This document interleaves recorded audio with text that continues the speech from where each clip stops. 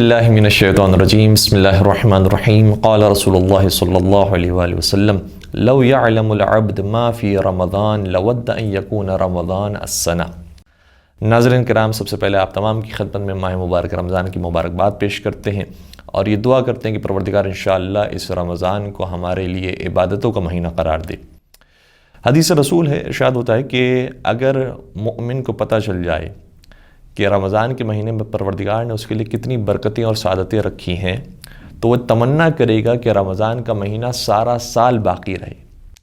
جی عزیزان گرامی، ماہ مبارک رمضان میں اس قدر پروردگار عالم نے رحمتوں کی بارش کر دی، اس قدر مغفرتوں کی بارش کر دی کہ انسان تصور نہیں کر سکتا۔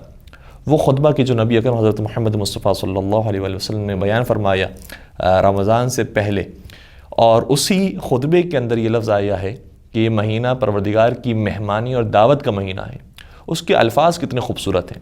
فرماتے ہیں کہ ایھا الناس، اے انسانو، انہ قد اقبل الیکم شہر اللہ بالبرکۃ والرحمۃ والمغفرہ۔ اے لوگو، تمہارے طرف وہ مہینہ آنے والا ہے کہ جو اللہ کا مہینہ ہے اور برکتوں کے ساتھ، رحمتوں کے ساتھ اور مغفرتوں کے ساتھ آنے والا ہے۔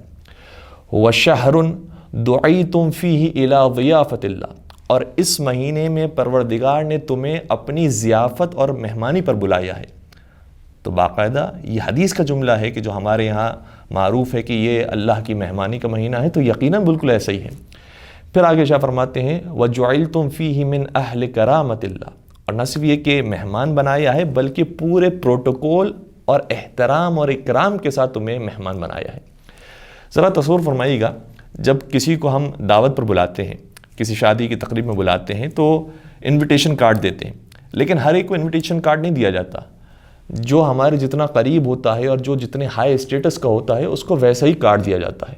بعض کو ہم فون پر بلا لیتے ہیں، بعض کو ہم واٹس ایپ میسج کر دیتے ہیں، لیکن پروردگار عالم اس مہینے کے اندر جب اپنے بندوں کو بلا رہا ہے تو خدا نے کوئی تفریق نہیں رکھی۔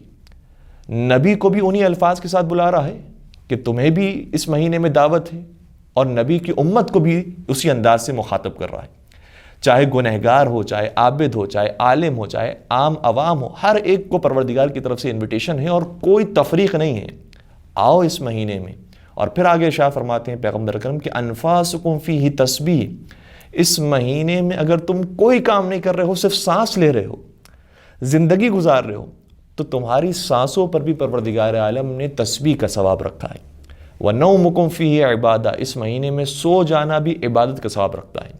اور نبی اکرم شاہ فرماتے ہیں کہ اگر کوئی شخص اس مہینے میں سو بھی رہا ہوتا ہے تب بھی وہ عابد شمار کیا جاتا ہے، مگر یہ کہ وہ اپنی زبان کھولے اور کسی کی غیبت کر لے۔ تو اگر کوئی محرمات انجام نہیں دیے ہیں، کوئی گناہ کا کام نہیں کیا ہے، تو یاد رکھیے گا کہ 100% یہ آپ کا پورا مہینہ عبادت کے اندر گزر رہا ہے۔ اور اگر پھر اس مہینے کے اندر مزید انسان عبادت کرے، قرآن کریم کی ایک آیت کی تلاوت کرے تو پورے قرآن کا ثواب ملتا ہے، کسی کے ساتھ حسن سلوک سے پیش آئے، کسی کا افطار کروائے تو غلام آزاد کرنے کا ثواب ملتا ہے۔ تو مسلسل ثواب اور مسلسل رحمتیں اور بارشیں پروردگار عالم نے اس مہینے میں جاری وسائے رکھی ہوئی ہے۔ امام محمد باقر علیہ السلام بڑا خوبصورت جملہ ارشاد فرماتے ہیں کہ اس مہینے کو باقی مہینوں پر اسی طرح سے فضیلت ہے جس طرح سے نبی اکرم کو باقی رسولوں پر حاصل ہے۔ اور یہ مہینہ وہ ہے کہ مولا سید سجاد ہوں، اس مہینے کے آغاز میں دعا پڑھتے ہیں، اس مہینے کے اختتام میں الوداعی دعا پڑھتے ہیں۔ ائمہ مسلم کی باقی اگر حصوں کو دیکھا جائے تو ہر ایک کی زندگی کے اندر مسلسل اس مہینے کے اندر عبادت اور بندگی نظر آتی ہے۔ بلکہ مولا سید سجاد کے بارے میں ملتا ہے کہ اس مہینے میں مولا سید سجاد کم از کم 40 قرآن کریم کو مکمل کیا کرتے تھے۔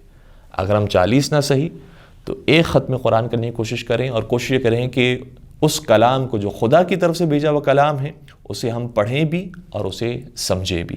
والسلام علیکم ورحمۃ اللہ وبرکاتہ۔